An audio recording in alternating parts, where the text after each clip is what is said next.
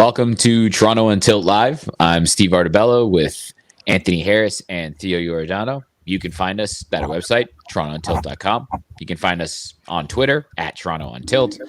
Of course, you can find us on YouTube where we're live right now, Toronto on Tilt. The video will also appear there. I think it's 12 hours after, so it'll show up tomorrow in the afternoon. We're live on Twitch right now, Toronto on Tilt. And, of course, you can find the audio of this podcast anywhere that you listen to podcasts. That's Apple Podcasts, Spotify, Google Podcasts, Anchor, Breaker, Bleaker, all of the things. Like, comment, subscribe, tell your friends. Man, okay, so Toronto sports-wise, we are Toronto on Tilt, but there's not much to really dig into. We'd be a whole lot of rehashing. We are in the let's start baseball part of our off season.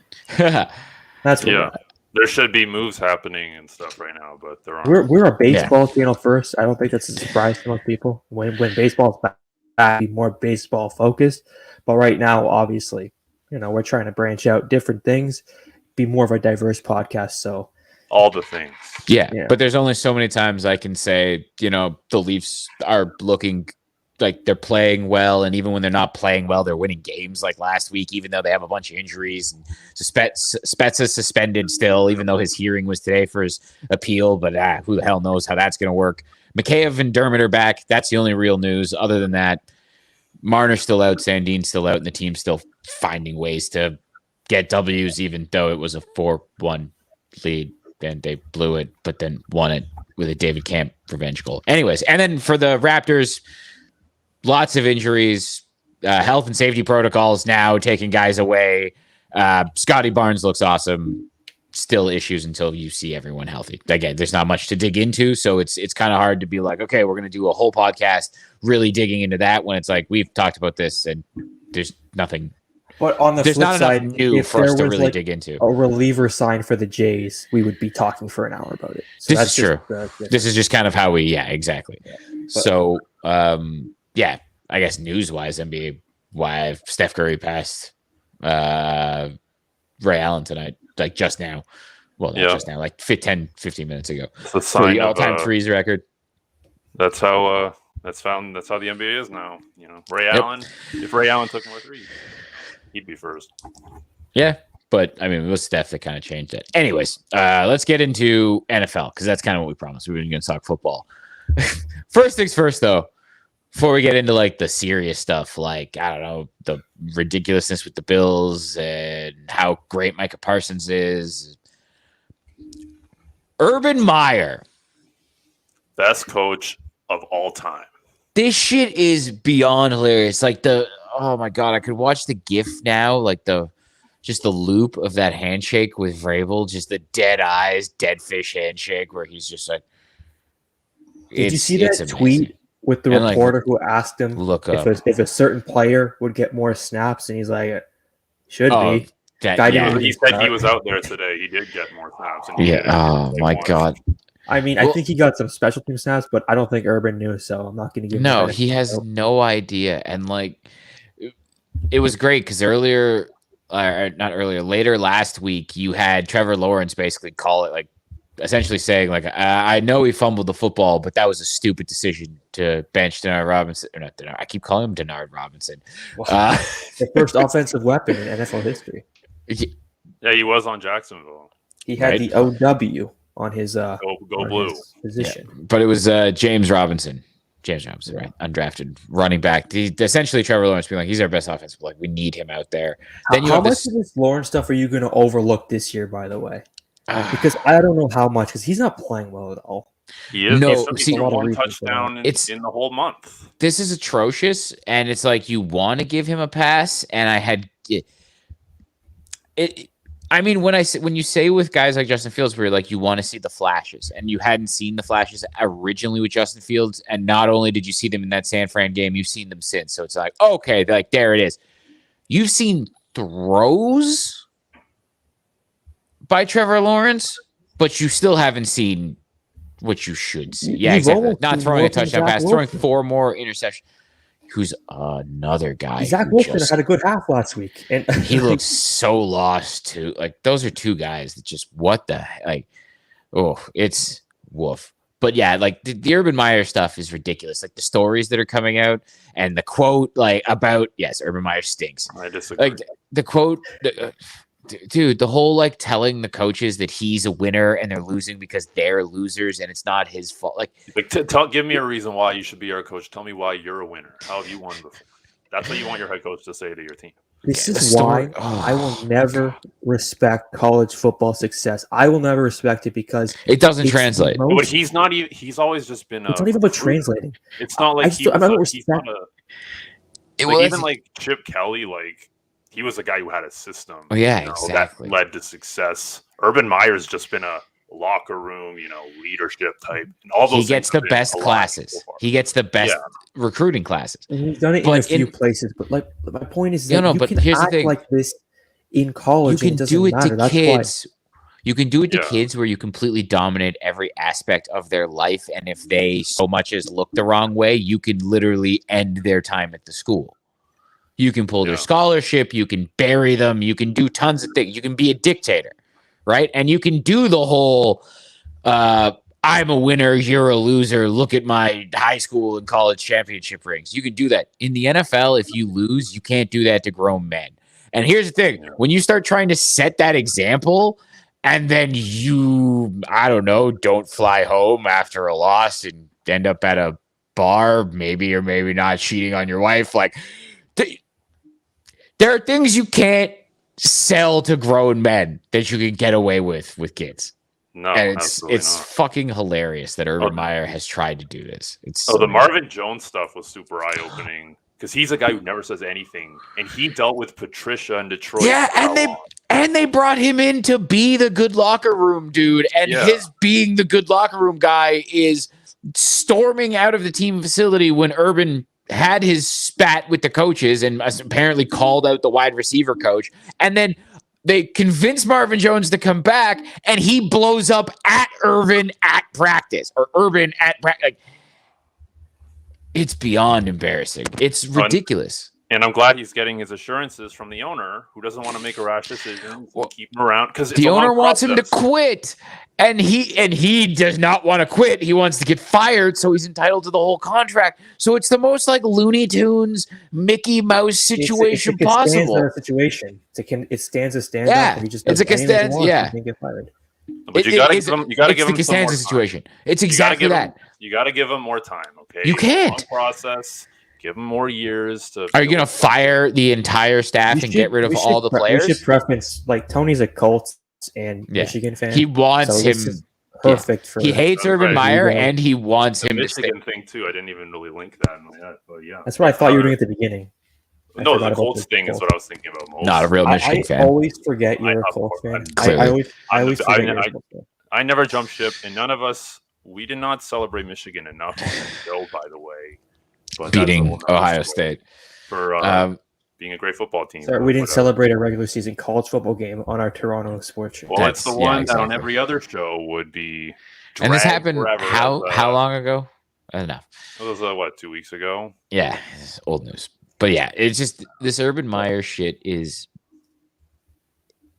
It's like an SNL skit about something going wrong for a college coach and him trying to get out of like playing in the NFL or coaching in the NFL. It's just happening in real life. Like some of this shit is unbelievable. Like the stuff about telling the coaches that they're losers and he's a winner. It's like that's something out of a skit. It's out of a bad movie. Like it's insane. It's out of please tell me you've seen actually the preview for this fucking Sean Payton movie with oh my God, Kevin James. By the way, if they that's what this looks like. That's what this looks like in real life. If they ever tell you that Kevin James is going to play you, I mean, like he's 20 and all that. That's how is he playing Sean Payton? How is Adam Sandler getting involved with that garbage, with that scumbag loser Sean Payton making a movie, making him like a good guy? Rob Schneider's in it too. I have to reevaluate everything with Adam Sandler now. I can't believe that. I love how upset Tony is. This is great. Dude, you want to get me going for an hour? Bring up the New Orleans Saints and Sean Payton. Or Adam Sandler. Well, I love Adam now Sandler. it wouldn't be as positive anymore. I like the Urban Meyer stuff's ridiculous. It's again, it's Bizarro World. It's funny as hell, and it's a great standoff between him and the owner. In terms of serious stuff, though, before we get on to like the actual NFL preview, like some of the stuff that's coming up, which this playoff picture is hilarious. Like the NFL's drunk. The AFC. All right, is there a good team in the AFC? I don't actually know. There are a few. Right? One in Indianapolis specifically. Yeah, are they though? Really?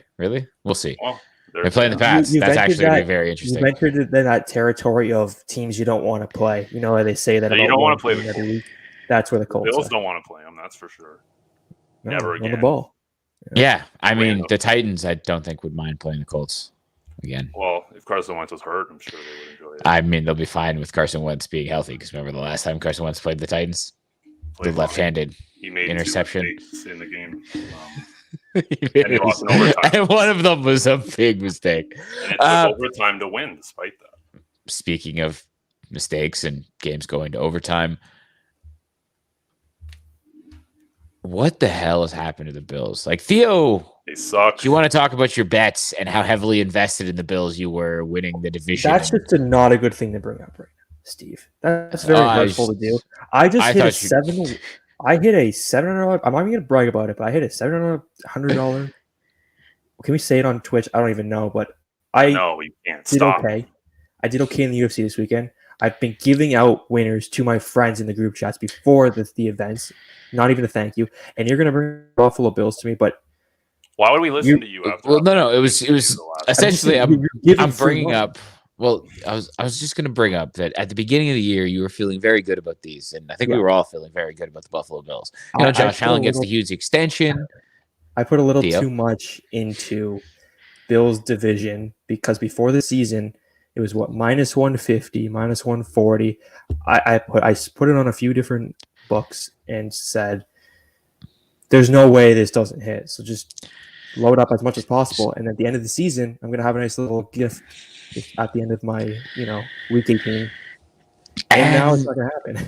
Yeah, and it's you saw what happens to the Chiefs, and you can again anyone that's talking about it is explaining that unless you're the Raiders and you don't play 2 high safeties against the Bills or the Chiefs, these offenses are just going to destroy you. And something that again with the Bills, you see these like, oh man, this great comeback, and there's a consistent thing with them looking like shit and then making adjustments at half and then looking really good. But it's how is the initial game plan so bad sometimes? Right? Like you talk about that game where they lost to the Patriots, where the Patriots threw the ball 3 times. Was it 3 times that they threw the football? 3 times, and I think 1 they checked into. I don't think he wanted to throw the first time they threw it. Right. I think the coach got pissed. And I was screaming about this to you guys when we were prepping for the show. You have Josh Allen. You drafted him because he has a cannon arm and he can throw through the wind. And hey, when he did throw through the wind, it looked pretty good. And he's also 6'5" and like 240 pounds, but like had as many rush yards as Lamar Jackson at one point before. Lamar Jackson is a freak, but like he is.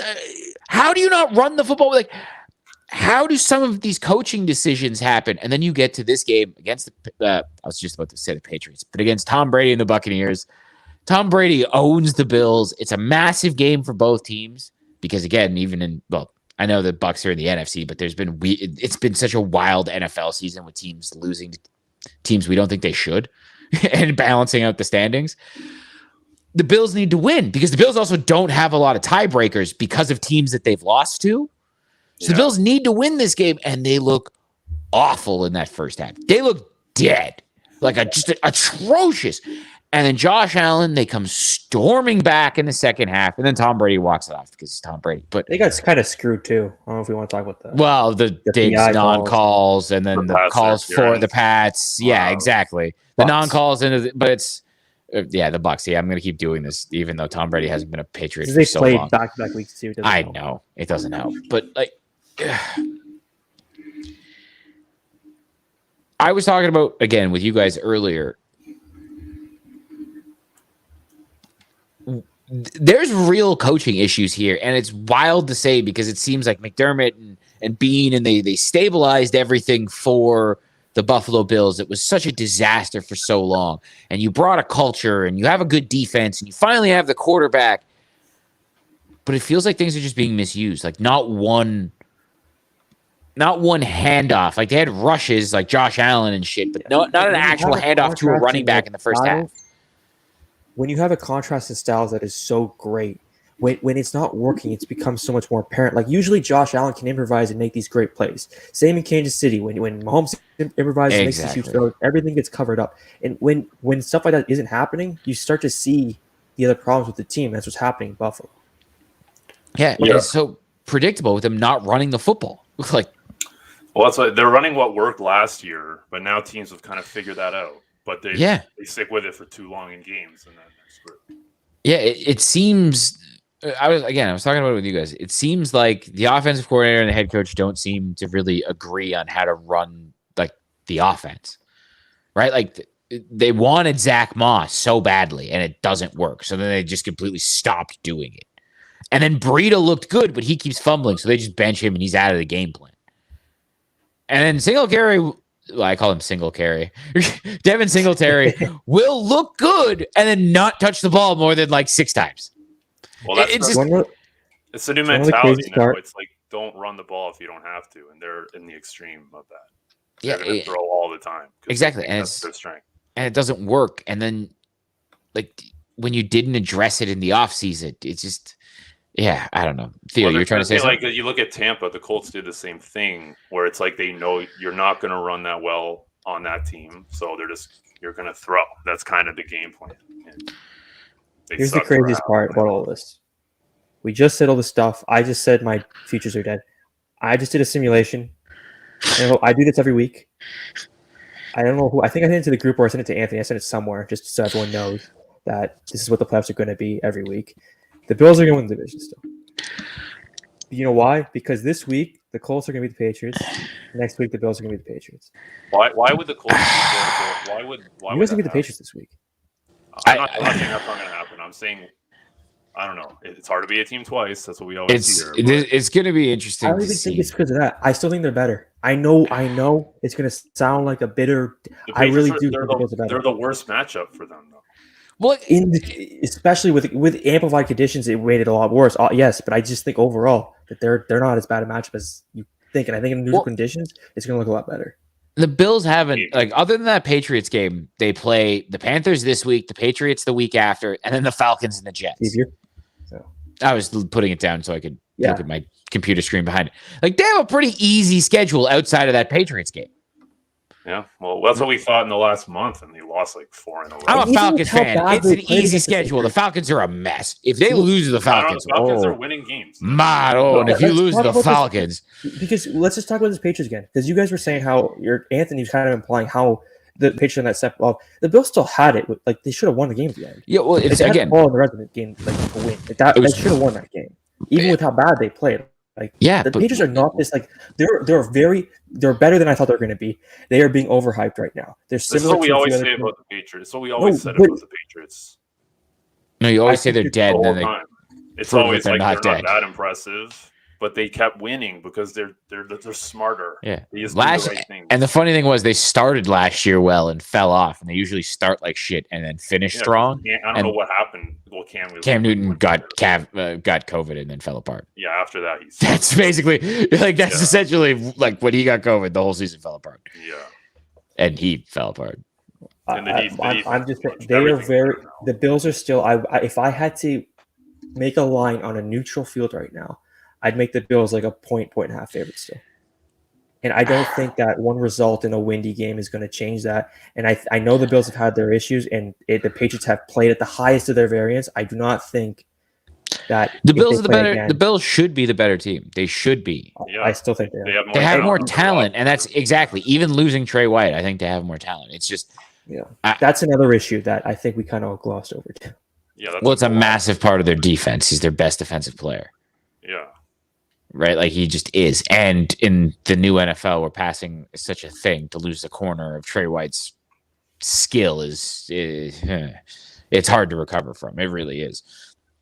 But it's just, man, like that game, it's just, It's ugly. It's been an ugly stretch for this Bills team that looked so unstoppable at the beginning. And now you have a banged up Josh Allen.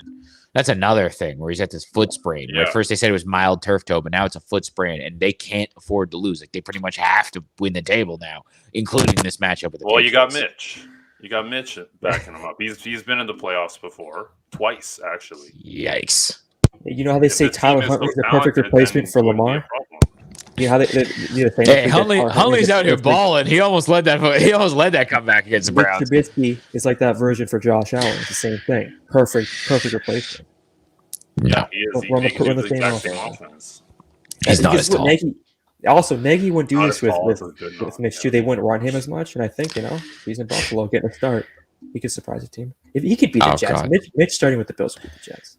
Mitch is good, yeah. Oh, against the Jets, yeah, but I mean in the playoffs. Like if he's hurt, like you have issues. So where are we settling with the Bills? Are you guys saying they're going to miss, or I still think they win the division somehow? I don't know, man. Like I'm fascinated to see what's going to happen. Like they have to beat the Patriots, and then they still need help. You know what I mean? Because the Patriots are 9-4, and the Bills are 7-6. They actually don't, though. Well, they need help this week. Yeah, sorry. The Colts, I think, are going to win this week. That's why. No, but like you're already basically being like, the Colts are going to win. Like you've already racked this up, and that the Bills are going to outwin the Patriots down the stretch. It's already in there. It's in the playoff machine, but it's also outwinning them down the stretch where you look like, the Bills have an easy schedule, but that's all we need, though. That's what I'm saying. If that happens this week, then the Bills control everything again. They just got to be the Patriots. They control everything again and again. I went from trusting this team and thinking this team is different to watching this and being like it's the same. So we have to compare them to Cleveland and Cincinnati. Those are the ones where it's right there, where they're like tied. So we got to look at their schedule. But look who Cleveland's playing. Let's look at Cleveland's schedule. Cleveland almost lost that game. Cleveland somehow managed to allow the Ravens to almost win that game. No, I think the Bills are definitely better than Cleveland. Oh God, yeah, it's not even close. The schedule is way easier too than both those teams. So both of them. I agree. I'm not even saying I agree with. There's real concern, Buffalo. It's just this way the schedule matches up. If they beat the Patriots, they're going to win the division, or they're at least they're getting. The Bengals have a really tough schedule too. Well, that's the problem. See, the Bengals though, that's a team where I'd be like, I don't know if the Bills are better than the Bengals. I actually don't know that. I thought for a fact the Bills were miles better than the Bengals, and now I watch them and I'm like, how they lost that game? Like they should not have lost that game on Sunday. They're a really good team. I also look at the Bengals and I look what Joe Mixon does, and I go, in the playoffs, if it's cold, if it's snowing, if the coach in Sean McDermott decides he wants the game played a certain way and is afraid to use the quarterback that's the center of their franchise they paid all the money to in the way that he should be used. Well, they would wreck their offensive line. The Bills would kill Joe Burrow if they played. I think that would. The Bills. Steve, if the Bills somehow match up with the Bengals, I will make a heavy bet with you that the Bills win that game. I want them to, but when you look at the Bills, are you telling me that you can guarantee that the Bills are a better team than the Bengals right now? I can. At these 7-6 teams. Yeah. I think they win even if Mitch was playing. I don't know. They got to overtime and they ran the ball like twice in the red zone. And then they kicked a field goal. Like they had all the momentum, just basically gave the ball back to them, lost the game. McDermott's a much better coach than Taylor. Taylor is a fraud. We all know that. He's getting a little more respect now because they're winning, but he's still not a good coach.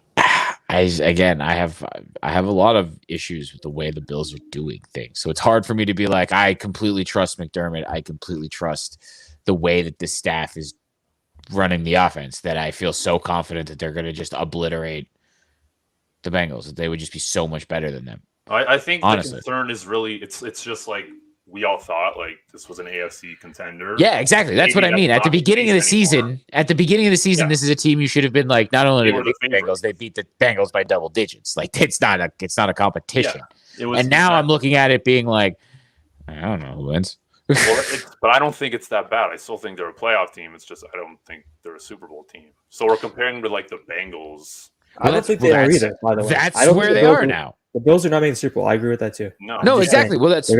That's what I'm saying is they went from this team that was a Super Bowl team to this team where you're like, think they're going to win the division, but I'm looking at them more of like They're literally tied with the Bengals. They're tied with the Browns. It's like, yeah, they're better than the Browns, but I don't know if they're actually a better team than the Bengals. Like, yeah, they might be a better team than the Bengals, but that's the tier that we're talking about them in, right? We're not talking about them in the next tier. Well, what's right? the next Like, tier though? Like Kansas City and like New England, and I think they're on. This is why I the said. only two. Like, Well, this is also teams. This is also why I told you guys. I don't know if I said this actually on the podcast or if it was just before the podcast. Is there a good team in the AFC? Yeah, the Chiefs are good. Yeah, they're and the they look better. The Patriots are good. They look better. The Patriots look a lot better. Rookie quarterbacks never make the Super Bowl, so no, that doesn't tend to happen. Well, I mean, Brady did in his second year, his first full year start. Not first year. I mean, we're splitting hairs. Do you guys want to talk about these Week 15 games? It's gonna be a better slate than what we had last week. Oh God, yeah, the last week's slate sucked. The last thing I just want to mention is Micah Parsons is hilarious. Like, he's like a Madden create a character where you're just like 99 everything. Because I just want to, before we get into the Week 15 slate, because that's actually the most interesting bit of the NFL stuff. Because it's Tuesday, we get it. You know what I mean? It's fun to make fun of Urban Meyer and it's fun to talk about the Bills, but a lot of people have done that for a lot of days at this point. But I do need to mention how insane it is that Micah Parsons was drafted as a coverage middle linebacker, and then they lost two of the best pass rushers in football in Randy Gregory and well, it's not DeMarcus Lawrence. Is it DeMarcus Lawrence? Yeah, DeMarcus Lawrence. Okay, that's the other edge rusher for the Cowboys. Right, and those guys are two of the. I think they grade out in PFF as like two of the best top 20. And they're amazing. Top 25. Like, they're unbelievable. Yeah. And they just went, okay, well, Micah, we know you're a middle linebacker who's like a coverage guy, but you're just going to be an edge rusher while also learning to, do everything at the NFL level. And he just went, okay, I'm just going to be one of the best in the league. Yeah, he's crazy. He's insane. It's like what he's doing is he should be in the defense. Like Dominic Foxworth said something about MVP, and it's like, okay, that's the pump your brakes. That's an idiotic statement. No, they do with every player that isn't a quarterback that has a good week. That's what happens. Exactly. Are they actually Yeah. No. But he genuinely, like, I know TJ Watt's been insane. Even though he's been hurt, he still leads the league in sacks. But the fact that Micah Parsons is a rookie and has like double the amount of tackles because he plays like every position, and it's, I think, oh God, who tweeted it? I think it was Chris Long. Basically, Micah Parsons is a high school highlight tape, but in the NFL. Yeah. Like, the things he does looks like one of those highlight tapes you would send to college of like, hey, this is this guy wrecking defense, like just completely destroying offenses in high school, except he's doing it at the NFL level. Speaking of the defensive player of the year, though, I'm looking at the odds right now. Micah Parsons is in line with Myles Garrett as the favorite. Ooh. Right now. I'm on an offshore. I'm just a random book. Wow. So I always thought Myles Garrett was the favorite, but now they're co-favorites, and I don't know. Do they usually, like, has a guy ever won Defensive Rookie of the Year and Lawrence Taylor? Lawrence Taylor. So, but like, here's the thing: we're talking about Micah Parsons because he's doing something. As like Lawrence Taylor broke in, and it was just like he's the best edge rusher in the NFL. That's just what he is when he showed up. And you're looking at Micah Parsons, and you're like, he's not the best. Like, TJ Watt's the best edge rusher in the NFL, but you look, and Myles Garrett's probably number 2, and then you're looking at maybe Dexter Lawrence, DeMarcus Lawrence, like, yeah, right, like that's the Bosa brothers. But yeah, exactly. Like, there's a bunch of guys in there, but the fact that you took a rookie who that's not what he does, and he's so good at it, and essentially everything that the Cowboys tell him to do, he's good at. You want to go cover a guy, he's good at it. You want to just rush the quarterback, he's good at it. Like, do you want him to cover, like, and it's anyone? Like, you want to cover the running back, you want to cover a tight end, and fucking you run down some wide receivers because what did he run in his 40? Like 4.4, even though he's like 250. Like, he's a freak. He's a ridiculous human being, and it just needs to be acknowledged how unbelievably awesome it is. And like, I mean, fuck the Cowboys, but it's still awesome. The Cowboys watching him be that good. The Cowboys draft extremely well. That just makes it more embarrassing why they suck. Like, why they aren't Super Bowl favorites. Like, Mike McCarthy, goes down the coach every time. It starts with Jerry Jones being a lunatic, and it goes down with his bad hires, and yeah, exactly. Like, it's all Jason They will Garrett, have Mike that division McCarthy. round loss. They're going to have that division round loss where it's literally Mike McCarthy's fault. That's just going to Yeah. happen. He's going to make a really bad decision and not punt it or not kick. You know what I mean? Not kick a field goal at half like he's done multiple times. No, forget to use his timeouts and like end up kick a 6. Things that have already happened. Yeah, he's a moron.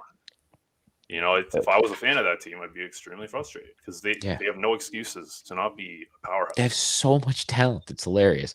Zeke's starting to slow down. Hey, by the way, we have Tony Pollard. Hey, Exactly, he's been the better back for like 2 years now. Tony Pollard, and they have 3 wide receivers that are really good, and they had 2 tight ends. It's like, Blake Jarwin tore his. Like they're going to lose Gallup next year. Like they're going to still be amazing offense, but this is a year where they got to really get their defense playing like this. That every year, though. They've already started. They started losing offensive linemen, and they haven't looked the same. Like again, they have slowed down somewhat. Dak hasn't. Dak's had some issues. Zeke has had issues, right? Zeke. They ran him into the ground. Like now, Dak has had like 3 bad games in a row. I don't think it's been discussed by many people. Right? I'm not concerned about that. Dude, that Saints game plays shit too. Yeah, this is the thing. It's not you're not getting the Dak it looked like you're getting at the beginning of the season. Did you want to get into week 15 slate before you guys talk some Grey Cup? Yeah, we'll talk about a few of them. Do you want to just bring up a game Well, Patriots Colts. Well, first Thursday. Gotta talk Thursday. It's the Chiefs Chargers. Yeah, that's gonna be fucking awesome. Yeah. The last one was phenomenal. And that was a game where the Chiefs really sucked. Yeah, it's really. Was it 4 interceptions? Yeah, I think it was like 4 interceptions by Mahomes. One of them was a no-look pass interception, but 3 of them were like dropped pass interceptions. Yeah. And they were in horrible spots in the field. Like they were driving and would turn it over. But they came back and still made it a game at the very end. Like Justin Herbert is one of the most fun players. Like that Chargers offense is also really, really fun. And Keenan Allen should be back off the COVID list. And Mike Williams played in the last game. And Austin Eckler's ridiculous. That game should be awesome. It should be a ton of fun. That throw he made this week was one of the better. Like 60 yards in the air. Yeah. Like 60, 65 yards. Went to the wrong guy.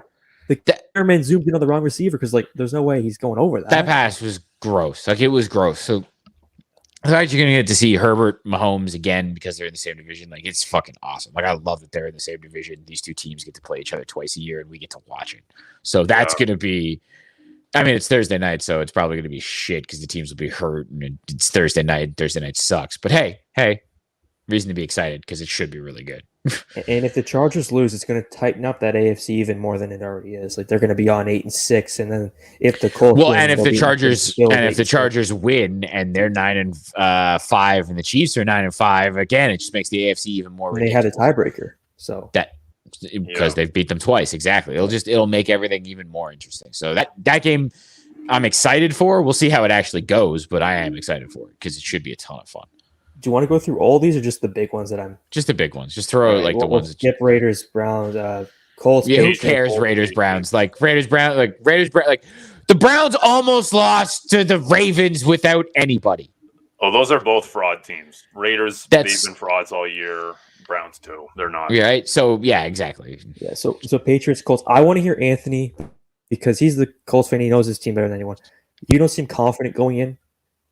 And I want to know why and if you think I'm not usually. It's weird because your favorites around the league, there's always this hype around the Colts as like a team you don't want to play and whatever. Like they have this great defense. I think it's pretty overrated defense. If you ask me. Yeah, I'd agree. When they play a team that's like pretty good, and the Patriots don't even really fit in this. They play a team like the Bucs or whatever. They get shredded one way or another. But they're at home Saturday night. It's not Brady playing. Oh, it's a Saturday game. Yeah, the Saturday games start this week. There's 2 Saturday games. It's a great Saturday night game. There's a 4 p.m. game and an 8 p.m. game. Yes, I forgot about that. Yeah, the Raiders Browns game is the 4 p.m. game. Mm-hmm. Yeah, which is perfect. Makes perfect sense. 4 p.m. on a Saturday because it's just like okay, these teams are going to play because they have to. They're probably going to. One of them's probably going to make the playoffs, but. But yeah, the Colts. This is going to be a tough one for Carson Wentz, where it's going to be Bill Belichick up against them. They're going to be all over Jonathan Taylor. It's going to be up to Carson Wentz to not screw things up. And for the most part, he has not screwed things up. We haven't seen too many Carson Wentz games where he's had to be that guy too. It's really just been just that Tennessee game where he made mistakes. God, the other games he was the left-handed interception. You bring that up all the time. Because that's one of the worst plays I've ever seen. No, the other one was worse, if you ask me. The one where he threw into quadruple coverage and overtime. Well, and he caught it. Worse. Well, he threw it into quadruple coverage to lead that comeback drive, but Michael Pittman caught it. Like that was a terrible decision that he got bailed out on. Tunnel vision on Pittman. That's exactly. But that's what I mean. And but for the most part, he's been pretty good protecting the ball. So that's a massive AFC game. Oh, it's ginormous. I just don't feel great about Carson Wentz against Bill Belichick. I'm heavily cheering for the Colts this week. I hope the Colts win, but I'm looking at that as in Bill Belichick is probably going to do something bad to Carson Wentz. Like we're probably going to get one of those Carson Wentz low light moments. This is off a bye, right, for the Colts? Yes, which is why it's going to be even worse when you see him make one. Like I don't know how many he's going to make, but I feel like there's going to be at least one where you just go. Woof. I need to do a deeper dive into this, but hasn't it been like these teams off buys have been getting these slow starts in the first half, or am I just like basing that because I saw the Ravens do it once? Well, the Browns last week were not like that. They started out really super hot. But for the most part, it's been the teams off of buys have struggled. Those are always the biggest narrative games. Is like the bye week and how the coaches performs after that. So exactly. I was just wondering if you knew offhand.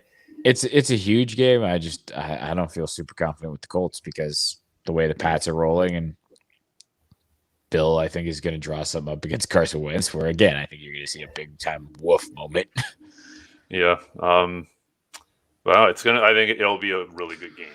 They have four of their losses this year. It should be entertaining as fuck because the Colts can score. The Colts can score. Oh, yeah. So it'll be entertaining. Like the Patriots defense is really good. And I don't know if Damon Harris is playing because he was a non-participant in practice. Ramondre Stevenson is electric. He was limited, I thought. He came back. It was okay. So I know he was a non-participant on Monday. I thought he was also a non-participant today. But if he was limited today, he has a decent chance, I guess, to play. Yeah. Ramondre, though, is also just electric. Like he really good, is. Yeah, they're both good. Harris is better, but they're good. They're both good. And they'll find ways to. It's the Patriots. They just plug guys in and it just works. Yeah. It's gross. Yeah. It's gross. We'll skip over Cowboys, Giants, Texans, Jags. If the Cowboys somehow lose to the Giants, like they almost lost to the Washington football team after Mike McCarthy guaranteed a win, like I wanted them to lose too. I think it'll be a close game just because the Cowboys make bad decisions, even though they should just have talent. They play down to everyone. Where's Daniel Jones? Is he playing this week or is it the Glennon show? Oh God, if it's still Mike Glennon, that's hilarious. Well, and now they have a bunch of COVID thing, like Tony on the COVID list, who was maybe going to play because he might have been health. Like, health and safety protocols. There's a lot of bad problems. The world is not going well in the sports world right now with health and safety protocols. Yeah, there was like 76 cases or something in the NFL. After it's bad, and the NHL and the NBA are just falling apart, ruining the sports I love. The Raptors are getting smashed by the Nets right now, even though the Nets have 8 players. So they're not a good team. So it's not Sacramento tonight. Well, they lost to the Thunder. I know that. There's some wild shit. There's some wild shit. Cowboys, Giants, Texans, Jags is a big draft pick game. I don't want. That's going to be the Texans are going to win that game. They're going to sweep the Jags somehow because the Jags are such a mess with Urban Meyer. The Davis Mills show. He played okay. Davis Mills has looked better than Trevor Lawrence and Zach Taylor. He put up yards against. He did what Trevor couldn't do. He put up yardage against Seattle, which every quarterback has done. I would like to point out that he threw for like 330 something against the Patriots, even though most of those were Patriots defenders not being able to tackle. The whole team was injured. All the Patriots were hurt that day. That was a whole like that game was like, and again, those big plays were mostly like DBs not being able to tackle. Yeah, like just practice squad guys. Like, exactly. Titans. There's a few 4 o'clock games that are very important. I'm going through the thing, Tony. You're taking a long time. Yeah. Well, so Titans Steelers. Titans Steelers is a big game. Titans Steelers is a elimination game for one team and two teams that look like shit. Well, Like Steelers Big are pretty Ben much out should have now. retired 3 years ago. He's toast. He's bad. How are He's the so Steelers bad. making the playoffs? They're not. They're out. the tie's going to help them, I think, isn't it? Well, they're They're 6-6-1, like so they're yeah, but they're technically in it because they're technically 500.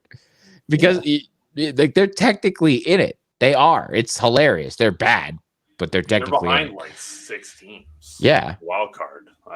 But those teams are like 7-6, so it's they're not that far behind. The tiebreaker to the Bengals. Actually, the tiebreaker doesn't even matter because the literal tie. Is a tiebreaker against a bunch of teams with losses. Yeah. Like that's the hilarious thing. The Steelers are still technically in the playoff chase, and the Titans are a mess. They have a but real the shot. AFC South is a joke. So they have a real shot. Nobody lately while they've been hurt. Like and they're not a good team. Yeah, I think this could. The funny thing is too, like this could be the one big Julio game of the year because the Steelers have had real defensive issues of late. Well, mostly running the ball. Well, yes, but this could be the big Julio. Like you're probably gonna see Donta Foreman and some of these Titans running backs that aren't the greatest look really good against the Steelers team that have lost all of their defensive linemen. All of them, which are all run stoppers. It's a 3-4 team with edge rushers. Like all of those guys, like Cam Hayward, all of those guys that do everything, or they're gone. Like that do the run stopping, they're all hurt or just not with the team right now. Yeah, it was nice for them to give Melvin Ingram away to the Chiefs for nothing. I don't know why. And look at how good he looks for the Chiefs. He's been great. He wasn't being used. To leave? Because he wasn't being used. Yeah, because they didn't use him properly. Tomlin said, "We want volunteers, not hostages. Not hostages." And then they traded him to the Chiefs, and he looked a guy in a 1-year contract. Yeah, and it's like, hey, funny that the guy that has always been a really good edge rusher when used in a specific way, being used in that way again, is really good at it. I was so surprised that didn't work out because anytime someone the Steelers goes to get someone, that's exactly it. Should have worked out, but it was hilarious that they misused him, and it was like, oh no, he's done. And then you trade him to the Chiefs, and you're like, oh, he's very not done. Like very like not a done. Super Bowl contender. Yeah, he's very not done.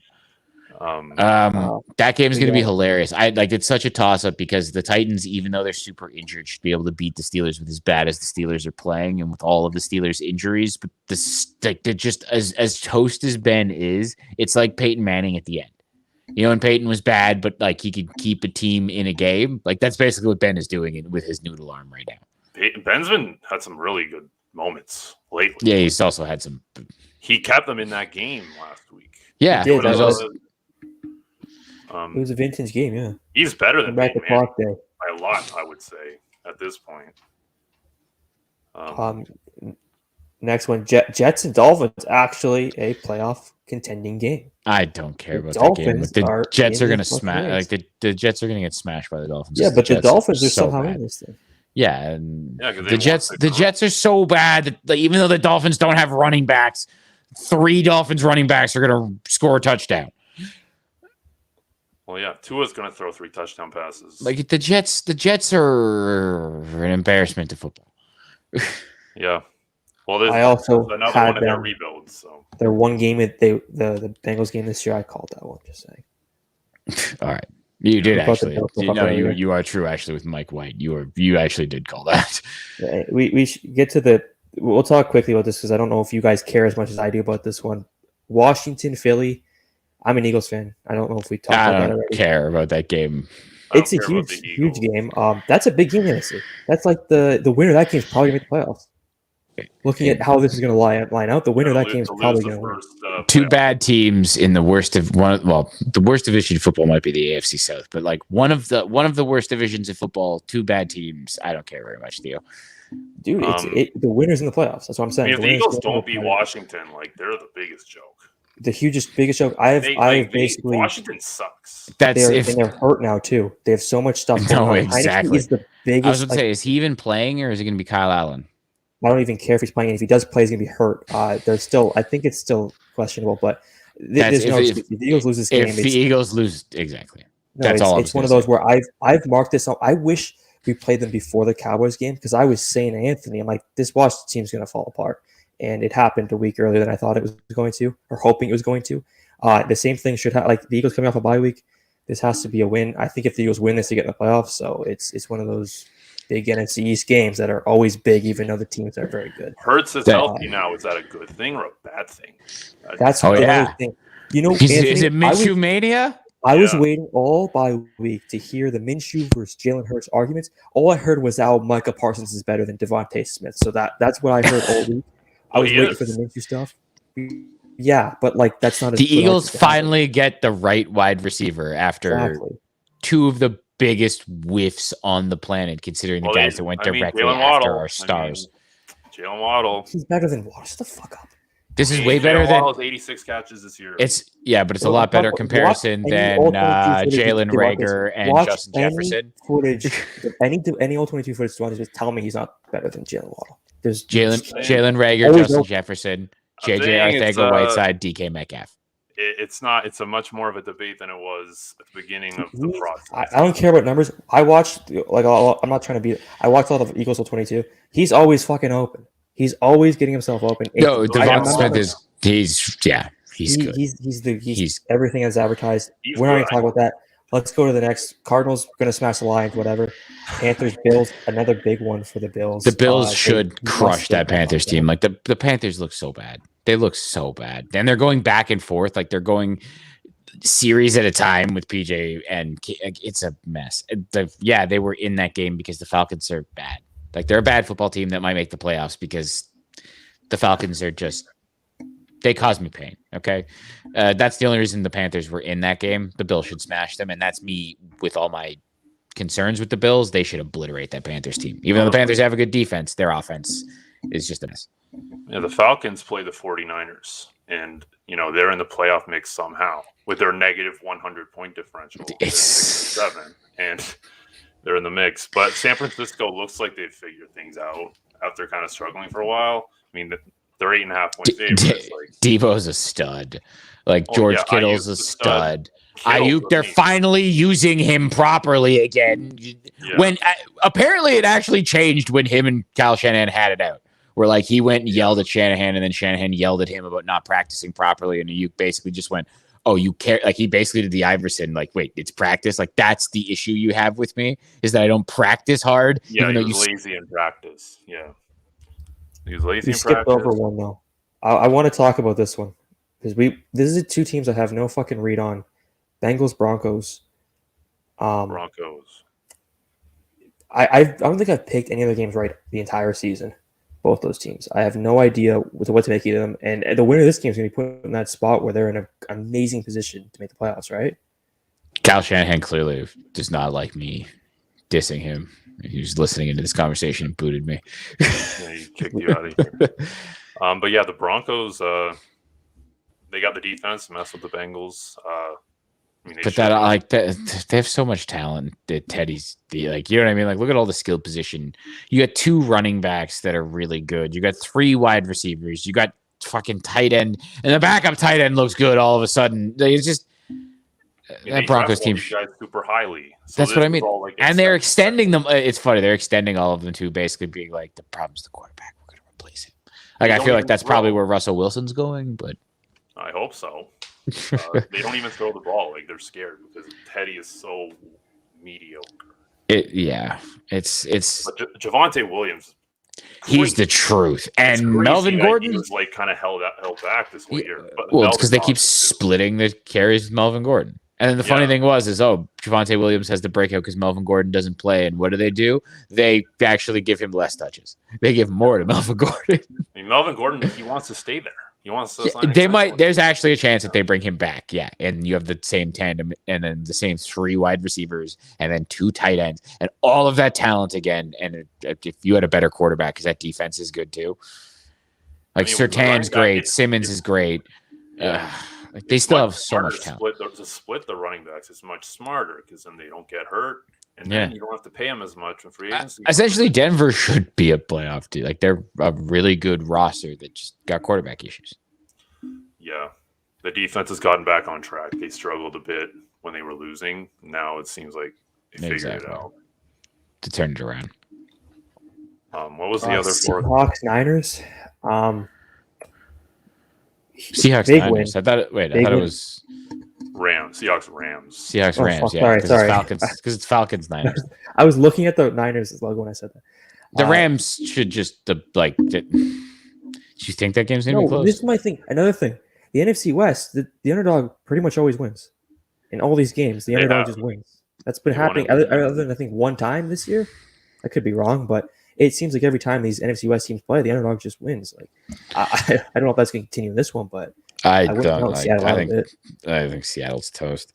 I mean, Seattle, they played Houston, but like they did everything they used to do extremely well in that game. You know, they ran the ball Russ is healthy. well. Wow. Russell looked really good. Yeah, Lockett, big game. Yeah. He came back too soon early, and now it was also against Houston, so we'll see. They beat the Niners the week before. Like, I know the Seahawks are finished anyway, but they're going to. It's his time now. They're going to. He had his breakout all these seasons and finally healthy. We'll see if he lasts, since they're going to workhorse him. Apparently, we'll see. This isn't going to be a walkover. I don't think this is going to. I think this is going to be one of those games late where you're looking like, how is Seattle? Oh, it should be close, but I think it's going to be a Rams win. But these division games are all these types of division games always end up close. Late season where it shouldn't matter for one team, and they make it matter. But I think the Rams take this one. Although, actually, with all the COVID protocol shit, all the health and safety stuff, who knows if the Rams actually have their team? Because with the wide receivers going down, like, who knows if Cooper Kupp ends up, like, who knows? So actually, do we know if Odell tested positive? Yeah, he's and they've completely shut down their entire facility because of it. Odell has tested positive. Like, it's bad. It could be bad. Because when that happens, like, you might lose the entire receiver room, and if you lose Cooper Kupp. Yeah, well, Higbee had a false positive, so you got him. The Hig Beast. Yeah. Green Bay, Baltimore. I think Green Bay's gonna spank Baltimore if Lamar is even actually healthy. They're saying they're preparing like he's gonna play, but the Ravens are always kind of close. Yeah, but if Lamar is hobbled, like, here's the thing. Well, even without him, they managed to compete. Still. That was against the Browns. They have the worst passing defense in the league against Aaron Rodgers. How close do you think they're going to be able to stay? If Lamar can't run, if Lamar is hobbled or not playing, and it's Ravens Packers, that game shouldn't be close. Shouldn't be, but it's the NFL. And are you buying the Packers as this dominant team that were like number one NFC team, number one team in the NFL?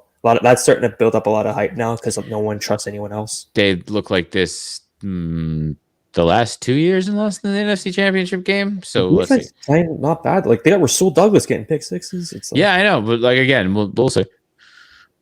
We'll see. The Bucs are better, but I think they've had some bad. No, that's the thing. Like, they've also had some bad losses. Well, if that game's in Green Bay again this year, like, I'm not feeling. Wait, the Bucs did beat them last year. Sorry, exactly. Yeah. No, exactly. That's what I mean. Like, with Green Bay, there's a lot of like they look amazing. I've seen this before. Yeah. I've seen them look exactly like this before. If they lose another home playoff game, like, that would just. I think maybe Aaron Rodgers. It can't happen every time. Hey, maybe Aaron Rodgers and not Russell Wilson is the one who gets to play with those 3 wide receivers, 2 tight ends, and 2 running backs in Denver. But is that a better situation? For him, where he gets to do whatever he wants and has say, like he wants to have say. In a team where he's 13-3 every year, is that? He's not going to have a bye to the home playoff game every year. I don't think you think he. Do you think Aaron Rodgers doesn't believe that if he goes to that division, he's still the best quarterback in it? Well, he'd be wrong. But do you think that he himself, Aaron Rodgers? Well, if he thinks that, it's not like it's going to be much tougher for him. I don't think Aaron Rodgers thinks anyone's better than him, so I really don't. Shouldn't, but it's a very real debate, like, that he's the best quarterback. He'd be the best quarterback in that division. That's not like an outlandish thing. No, it's not. He's the most established. He's done the most, and he's still like getting better with like if he doesn't have. Here's the thing. That's for sure. Well, imagine him with that offense. Like, imagine him with all of those pieces. Well, like, guys are worse than Devontae so he doesn't have Devontae Adams, but every single one of those guys is better than Marquez Valdez-Scantling. Devontae's also a free agent, though, right? Yeah, they could bring him in, and then you have 4 wide pair receivers. That would be the most hilarious thing on the planet. Little NBA move. Great use of assets. Super team. It would be, actually, if you put that if you added him to that offense, it would be unstoppable. Yeah, I don't know how that would work. If you added those two to that offense, think about it. It would be unstoppable. Imagine giving Vic Fangio all those weapons. What would he wouldn't even know? Screw it up. Aaron Rodgers would be his own offensive coordinator at that point. He had all that even might be what he wants. Who knows? He wants full control. He wants like personnel decisions. Say so. Yeah, I don't know. Like it would be good, but I mean, it's hard to say you can do better than what the Packers have done, being in that system, that conference, that division. I'm just saying that he would have more talent around him on offense than he's had in a long time. That much. Sunday Night Football. This game. Yeah, he's had. How many times has he had that many weapons where it's not just one guy? I mean, he had Jennings, Jordy Nelson, Jermichael Finley. Yeah, back in that exactly. That was the last time he had that many weapons around him where it was he has multiple now. guys. He has AJ Dillon now. He's got Devontae Adams. He has a ton of guys still. The best O-line, one of the best O-lines in the NFL. They have one guy that was a starter at the beginning of the season, and he's a rookie. Everyone else is hurt. Yeah, well, they're talking about that in the game. That offensive line is a mess right now because everyone's hurt. Now, I take 13-3 every year. Well, let's talk this Sunday nighter. This game got flexed in, didn't it? That's why. Taysom hit why? I don't know why it did. The Saints at the time, I guess. Maybe this. I think it actually. I don't know if it. Maybe I'm wrong. If they flex this in, it makes no sense. Because there was. I think this might get flexed out because. Yeah. Well, it can't now, but another game where one team they're both still alive in it. The Saints are another team like the Falcons where I don't consider them in the race. Well, this would be another one of those hilarious the Saints beat the Bucks again. You're like, what the fuck? They always beat them. That's what I mean. The last 3 times. That's what's going to be interesting about this game is that exactly. That's the only thing that makes this game interesting because Tampa Bay should just blow them out of the water, but they seem to have their number. Did anything about what the Saints did against the Jets last week give you any even a No, it's the Jets. It's the Jets. They're so bad. They're so bad. What's next? I don't know unless you guys want to dig into that.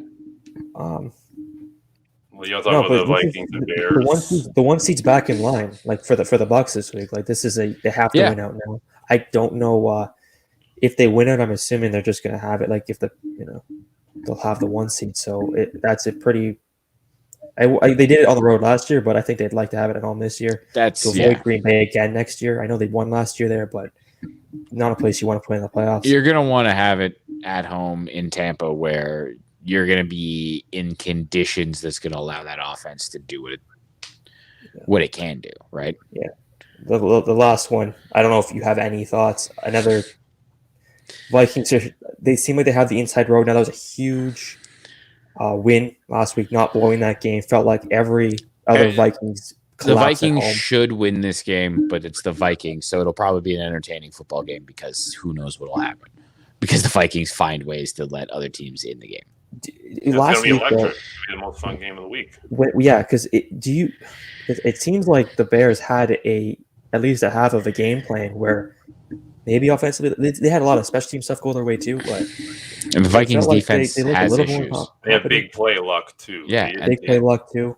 Well, the Vikings defense has issues. So you have David Montgomery, you have Fields, they're going to be running, right? And the Vikings have issues stopping the run. You're going to have them they're passing. Also they play every game within 7. Every game they play is within 7.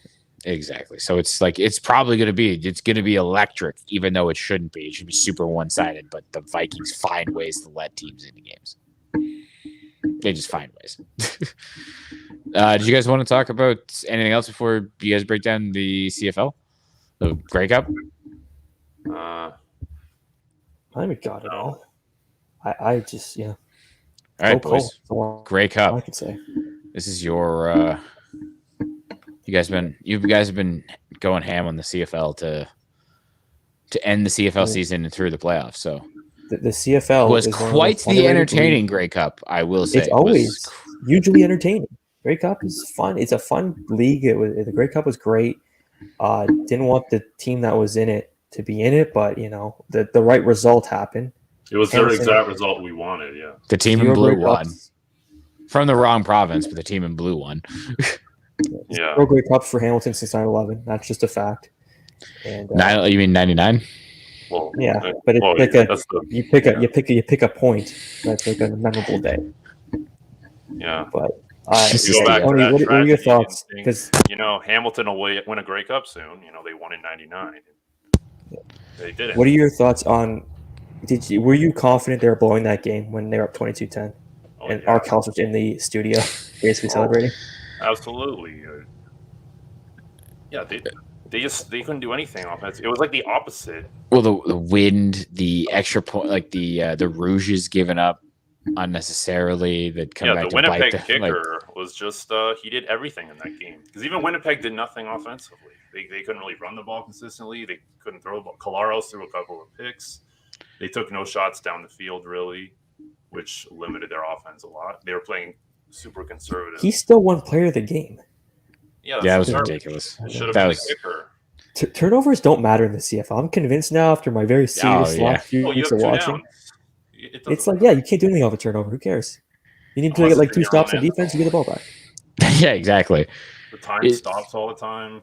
3 down football it's very arcade style. Like the whole thing about in the CFL, no lead is safe. It's true. Like you can be up 30 points and it's not actually safe because it's the CFL. Because exactly, you can go 2 and out, and the other team can score very quickly. Yeah, for sure. And Winnipeg, they knew everything with the wind. They had the right side at like the whole game. They had it all figured out from the jump. Mike O'Shea is that's one of the best minds, like football minds in the CFL. He was a former middle linebacker with the Argos. He's been a special teams coach. He's been a head coach. Was he the head coach of the Tiger Cats when they went? No, not a lot. No. Back in the day, he was a head coach of someone else when they went. I know he's already won a Grey Cup with the Bombers. Like it's phenomenal. And apparently there's like some teams. I think Edmonton's like willing to offer him the head coach and GM. Like there's just a lot of things with Mike O'Shea where he's just. Like he's the best mind in the CFL, basically. Yeah. Hamilton, they just choked it away on their home field. It was really, really hated to see that. Gifted the appearance in that game, got a 12-point lead, and it just didn't even matter. Yeah. And then at the end of regulation, they had the ball inside the 5-yard line, and they couldn't score a touchdown. Had to kick and go lose in overtime. Yeah. What were your thoughts? Because taking that Rouge to make it a 3-point game was one of the most confusing things. I understood why they did it, but it still felt like a weird decision in that moment that ended up biting them. It felt like it wasn't going to bite them because they were just going to stop down and score the way they were moving. But that's what I mean with the giving up the single points where you're like, why did you do that? What was the seemingly uselessly where you're like, that was a cheap giveaway of a point. I guess the game's blood, I guess, and then exactly it's not anymore. So yeah. Even in that game too, Winnipeg they took a safety. Like they're going to be conservative pretty much as often as they can. And we see it in the NFL too. As a whole, the league as a whole is very conservative with if they don't do the they don't have 4th down, but they don't do the 3rd down goal for it like they do in the NFL with the aggressiveness they're doing now. It seems like a lot of them take points whenever it's super conservative. What were your thoughts on Arkels? It's a very obvious tell if you watch NFL and then that it's like completely different. What were your thoughts on halftime show? I think that I honestly didn't watch that much of it. I think they're Arkels the most baseline. Like, they're pretty good. Kind of band out there. The Arkels is like the new Canadian band that everyone references. You know what I mean? That everyone knows and that everyone everyone knows music by them. Basically. Yeah, that guy's just at every Raptors game. It's like he's in Arkels. Max Curbin. He's on the Fan all the time. Yeah. On Sportsnet. Yeah, it's cool. He likes sports, Loves going to the Jays games. He likes Hamilton, though, so that's a huge Ticats fan. That's the bike to the game. The CFL told him not to wear Ticats merch, which was hilarious. It's like, they're at home. You should have just let that happen. who cares? Yeah, exactly. Oh, yeah, shit. The Raptors take the lead against the shorthanded Brooklyn Nets. It's 85-83. Oh, they're winning. Wow. Yeah, they finally took the lead against the team with 8 players. Yes. I don't know. Good for them. That would have been a great second half bet, eh? Team with no depth, just hammer the team. Well, no, with depth. like they were down like I want to say 8 and going into the half, but you looked at exactly this like exactly. No, that's exactly. You should bet it because it's like, did you please tell me you get any sort of plus money? Because exactly, they have no depth. So the team that's got depth should hammer them down the stretch. Yeah. Is there anything else you guys want to talk about before we wrap this sucker up? Well, we want to talk about well, I guess we didn't get to Stroman last week. That's kind of old news now, but I think that's one of the signed a 3-year deal. That's a steal of the offseason, I think. But I guess we don't need to talk. Steal of the offseason? I don't know. I mean, he's awesome. They got him for less annual money than the other guys, and he's just as good almost. It's a very negligible difference. That's a great team contract unless he opts out after the first year. But then again, I guess if he's good enough to opt out after that first year, then it's still a great contract. It's after 2 years. So it's a 2-year because it's a 3-year deal. So he gets the opt out of the final. Oh, yeah, that's right. Because it's like 25, 25, 21. Yeah. So he can opt out of that final year unless he gets hurt. It's basically the injury guarantee. It's the Trevor Bauer type of deal. Just not for anywhere near as much money. And that's a nice guy to have in a rebuild because when you're going to games, like if you're in Chicago and you want to go to games, you can at least say, "Oh, we'll go to the Stroman starts." Like that'll be fun. Yeah. He's going to put up 6 good innings, and you're gonna have fun there. But when you're rebuilding, you don't even have that kind of guy. It's so much worse. We had that for a minute. He'll probably get traded by the Cubs at the end of that deal. Yeah, they could get a haul for him. Yeah. They won't be this year. They'll trade him next year. Like he'll play there the whole year this year when they suck, and then they'll trade him next year when he has that option, and he probably opts out. Back to the Blue Jays. We're making what about honestly at that maybe. Did we talk about the Corey Seager and the Blue Jays? How they tried hard to get him. Yeah, they've been releasing about every player now. The Jays were right there, which I hate those stories. Well, it's also like, they did talk to Freddie Freeman. It's like, obviously they talked to Freddie Freeman. There's something that caused that hilarious fucking thing where everyone thought he was coming to the Jays because that guy tweeted or like had that Instagram post that had flames actually on it. It looked like it was made in Microsoft Paint. We all bought it though. Yeah. But like, obviously they talked to him. So I know it doesn't say the degree, right? It's just exactly. I wonder what the Seager offer was because they said they weren't even in like the same stratosphere. Well, it said that they didn't want to go to 10 years. It wouldn't surprise me if they offered him a lot of money for like 6 or 7, maybe 8. Because he's 27, exactly. Like I could see them maybe going to 8 years with someone who's 27 years old. Yeah. But I see 10 and them just being like, yeah, fuck no, that's insane. Fuck that shit, right? And they're in on this guy, the Japanese player that we were talking about. They're the Rangers are right in there again, apparently. Why not? The Rangers are technically in on everyone because they're trying to spend all this money to fill up that new stadium. Yeah. They're trying to fill up that new stadium. Nothing committed before this offseason, so what's the risk? And now they have 2 guys, and what else? Like the rest of the team is so bad. Yeah, it's still a bad team. Right? You have 2 dudes and what? Adolis Garcia. Yes, and John Gray, and I didn't put it up earlier. Fact. Yeah. It's nothing major, I guess. Stroman would be the biggest thing before the lockout. Yeah, us and with Chris Bryant, whatever.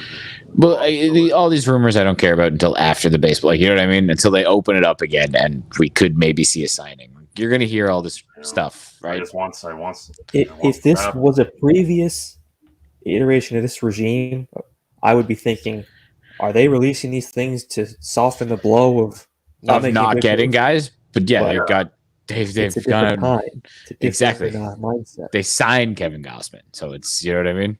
They've gotten George Springer. They got Hyunjin Ryu. Like they've gone out and done stuff exactly. Unless you guys figure we wrap it up. I suppose you want to get into anything else. Nothing to give.